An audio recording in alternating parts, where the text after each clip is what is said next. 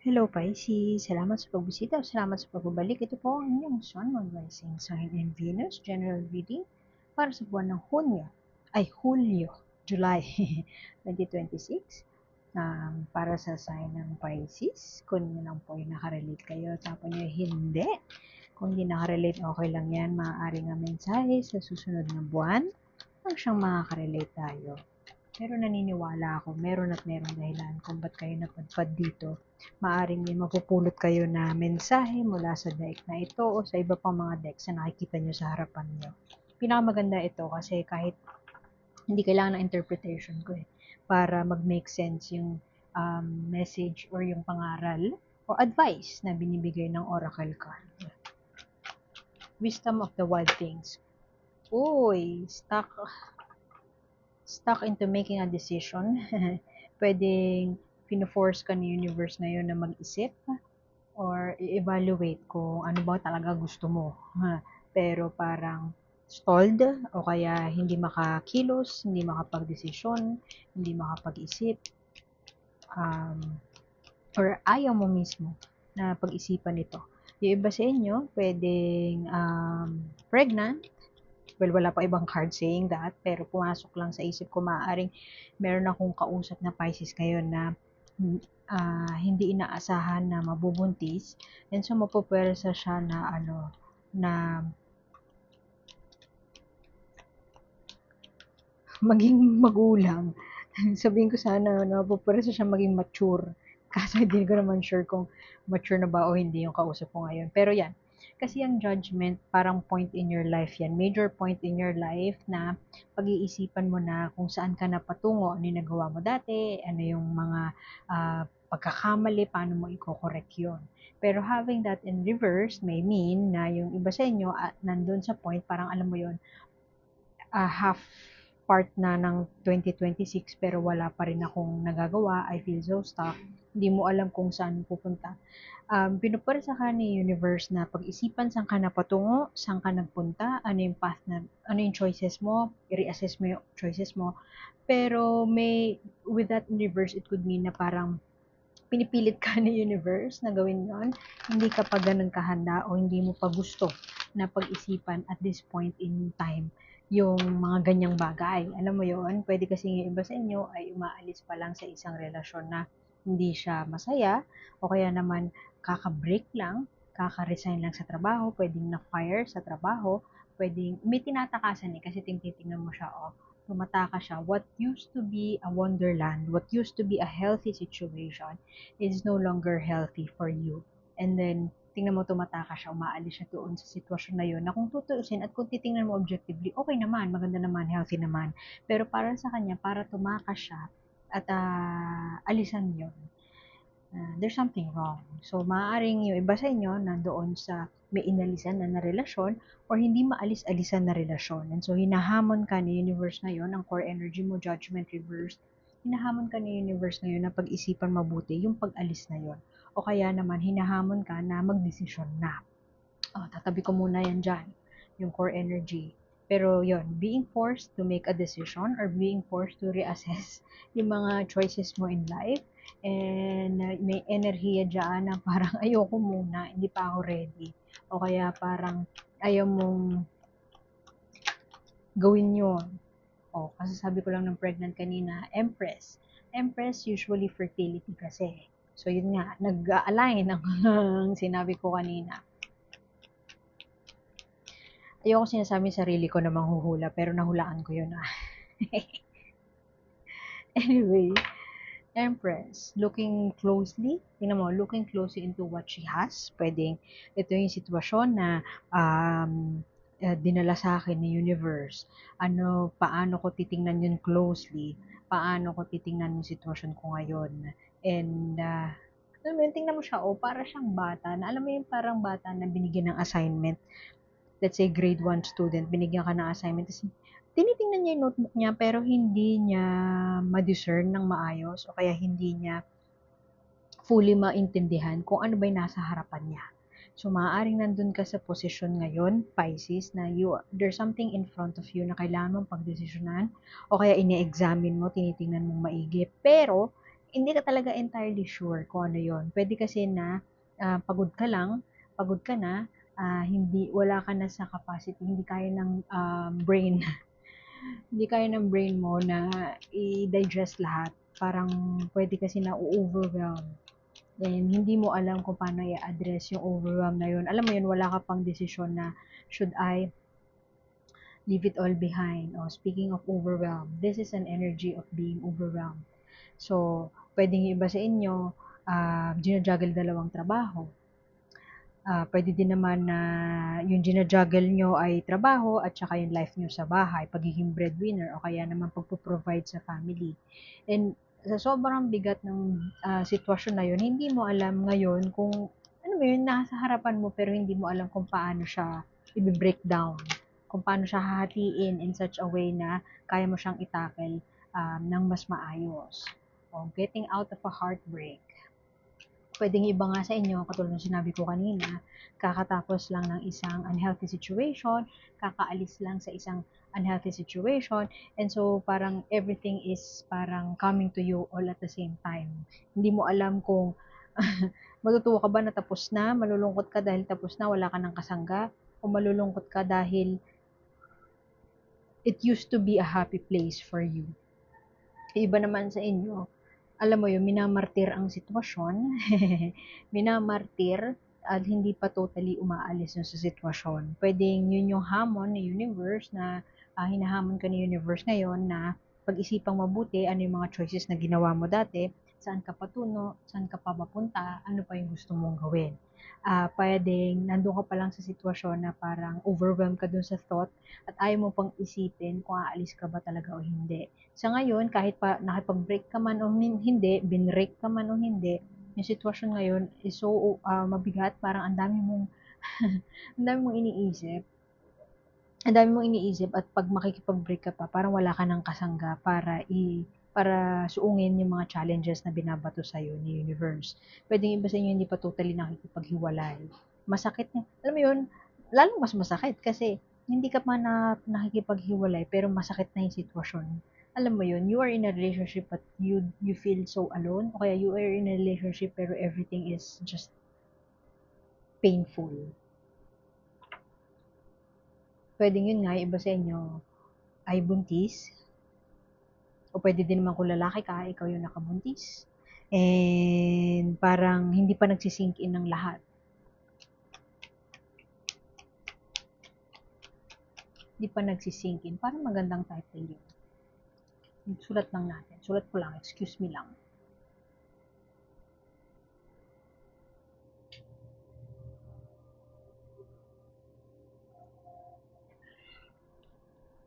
Hindi pa nagsisink in ng lahat.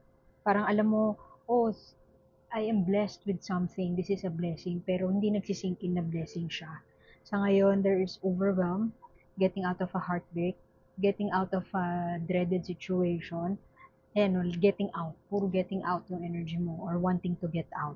Pero it feels like may recognition na you have to get out pero wala pang action. Yung iba sa inyo wala pang action.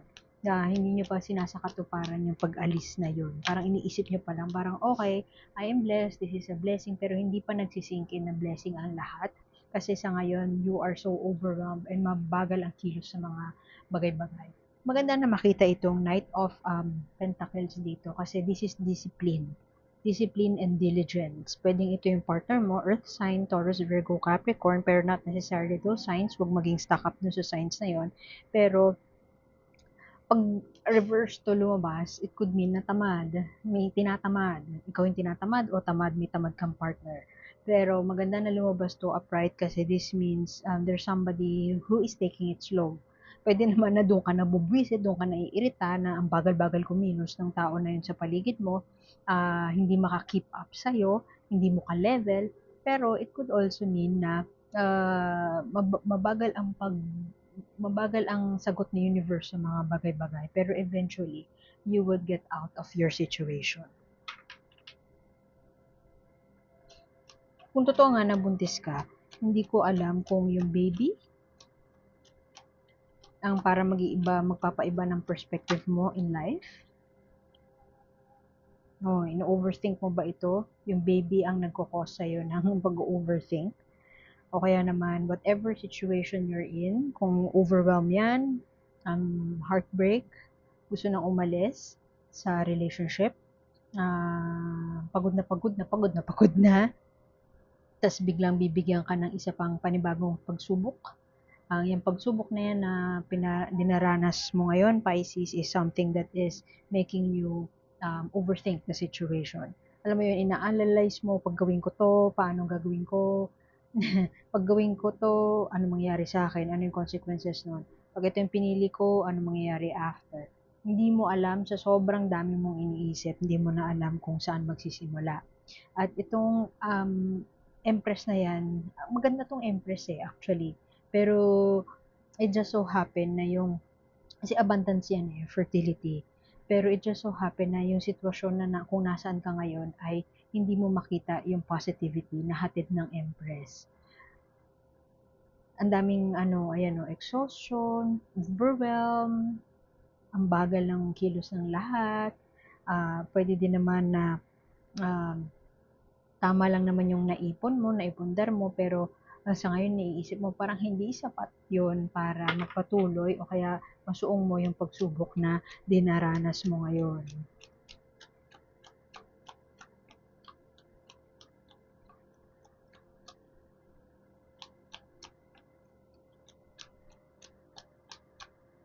Pwede din naman ang ibig sabihin nito ay matatagalan pa yung sitwasyon na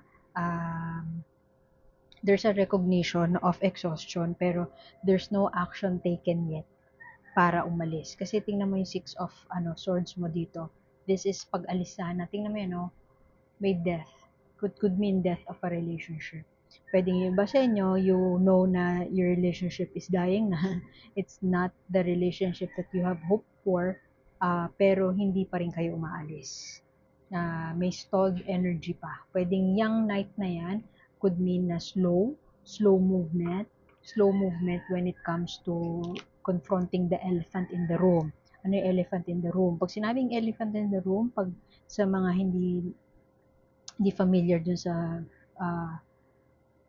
phrase na yon, pag sinabing confront the elephant in the room yung something na hindi alam mong issue sa relationships mo, issue sa kung saan man, na hindi mo kino-confront, na hindi mo, parang nagpapatay mali siya. Hindi mo, natatakot ka na i-confrontahin yung asawa mo. Example niyan, halimbawa, gambling problem, o kaya addiction, o kaya cheating issue. Alam mo na, o kaya laziness, alam mo na yung tao sa paligid mo may ganong issue, matagal na. Pero parang hinahayaan mo lang siya, sasabihin mo, buhay niya naman yan eh. Pero yung totoo, bothered ka. So, pag hindi mo kino-confront yung elephant in the room, ibig sabihin, hindi mo, parang something that needs to be addressed ay hindi ina-address. Hinahayaan lang. Kaya marami nagiging complicit sa mga hindi magandang pangyayari kasi hinahayaan mo lang. Alam mo, in your gut feel, no, yung kutob mo, sabi, mali to, hindi tama to, labag to sa prinsipyo ko o labag ito sa values ko, pero hinahayaan mo na mangyari yun. Hindi mo kinumpronta. Pag hinayaan mo mangyari yun, hindi mo kinumpronta yung elephant in the room na yun. So, in this scenario, with this in reverse, there's a heartache, o kaya there's overwhelm, there's exhaustion, pero parang ano ka pa yun nga, hindi pa nagsisink in. Pwedeng lutong ka pa, ayaw mo pang isipin, ayaw mo pang i-reassess, o kaya ayaw mo pang evaluate yung mga issue na yan. Tapos ito pa, Five of Swords in reverse.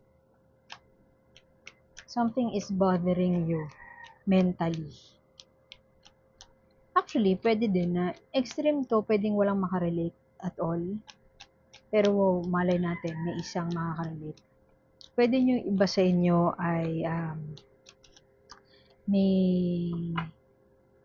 mental health issue na kayo lang ang nakakaalam. Hindi nyo pa sinasabi sa partner nyo.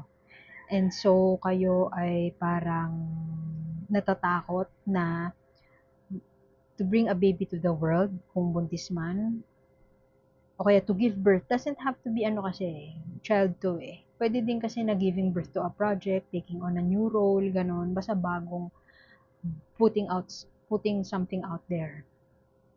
Natakot kayo to put something out there, to create something, or to bring a baby to the world na hindi kayo mentally equipped to do so. And yun yung nagpapatong-patong na dilemma or ina-analyze nyo kung paano nyo gagawin sa ngayon. Pwede yun yung elephant in the room.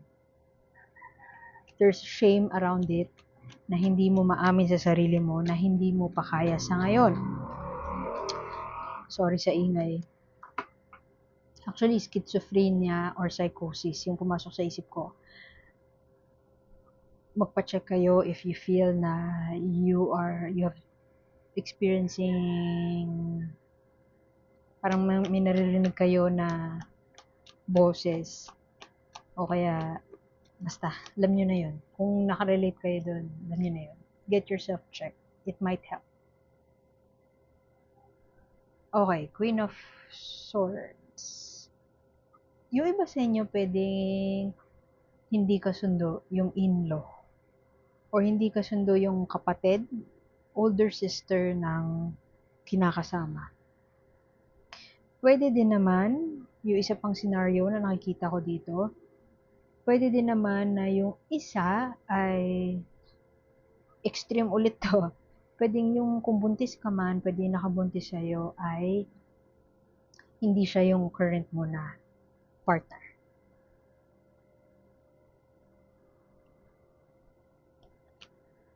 Pero kung sino man yung taong ito na very parang mataray siya eh. Kung sino man yung tao na yan, pipiliin mo na alisin na sa utak mo yung hindi nyo pagkakasunduan kasi aware ka na hindi siya makakatulong sa'yo moving forward. Now, this could also be you, Pisces. Yung iba sa inyo, kung hindi to presensya ng ibang tao sa paligid nyo na intrimitida, pakailamera, or madaming sinasabi na nakakasakit, hindi siya aware na taklesa siya masyado, mataray siya, ganyan. Kung hindi kayo nakarelate doon, pwedeng ikaw to. This is dishonesty. In what ways can you be honest with yourself about the situation na pinagdadaanan mo? Ang energy na nakuha ko dito, generally, may bumabag-abag kay Pisces. Pwedeng may shame at hindi siya honest sa sarili niya about confronting that pinagdadaanan. Hindi mo alam kung saan ka pupunta, hindi mo alam kung paano aalisan, hindi mo alam kung paano i-address. And nahihiya ka din na ikwento siya kasi feeling mo i-judge ka na ibang tao.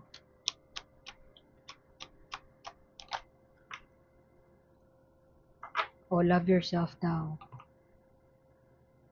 This is Ace of Cups. You will be granted an opportunity by the universe para parang i-fill your own cup para ikaw mismo ay i-channel yung love na maibibigay mo sa future baby mo o kung ano man itong project na ginagawa mo.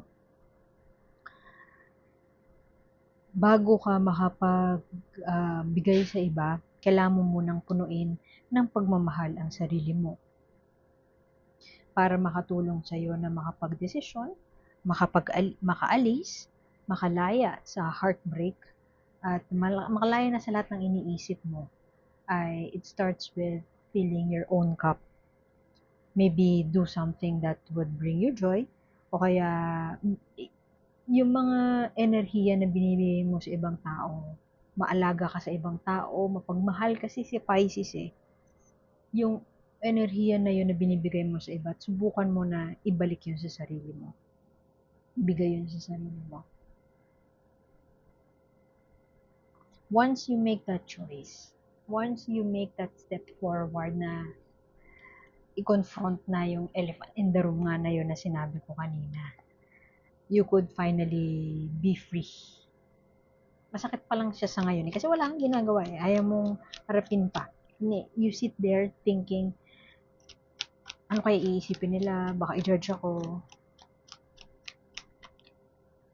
Kung aksyonan mo, malalaman mo ang sagot. Anyway, kuha tayo ng message sa'yo, universe.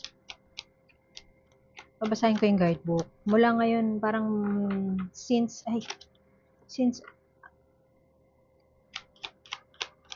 last month yata or May, binabasa ko na yung guidebook. Para kung hindi nyo ma-access man itong Wisdom of the Wild Things, alam nyo kung paano, ano yung itsura ng mga messages, or kung finalo nyo ako, since lagi ko itong ginagamit, magkakaroon kayo ng insight, o kaya malalaman nyo yung buong guidebook. Honor your body as a friend. Your body is a sacred companion. She is the one entity that will never leave you during your journey as a human creature. She always works on your behalf to restore, heal, and create the balance that allows you to fully participate in this life. She is kind enough to let you know when things aren't working, where you need help, relief, or assistance. That kind of loyalty deserves devotion, not diminishment. Shed the weight of expectations. Trim down the thoughts of too much and not enough. Dance like your hips move mountains. Swim the mermaid channels of unabashed self-approval, so that when you break the surface, your joy becomes permission for other creatures to feel the same about their own unique shape. Interpretation ko doon, simpleng-simple. Maybe you want to move your body, mag-exercise ka daw. Para siguro ma-shake off yung mga stale energies sa'yo. Kasi ang dami mong stale energies. Ang daming parang iniisip, ang daming you're living in your head, parang gano'n. So, kailangan mong ilabas yon. Kung hindi ka open to sharing it with others, galaw-galaw, para mag-lighten yung energy mo. Okay? So, iwan ko na yun doon, Pisces. Sana makita ulit kita next time. Ako po si A and see you soon. Bye-bye!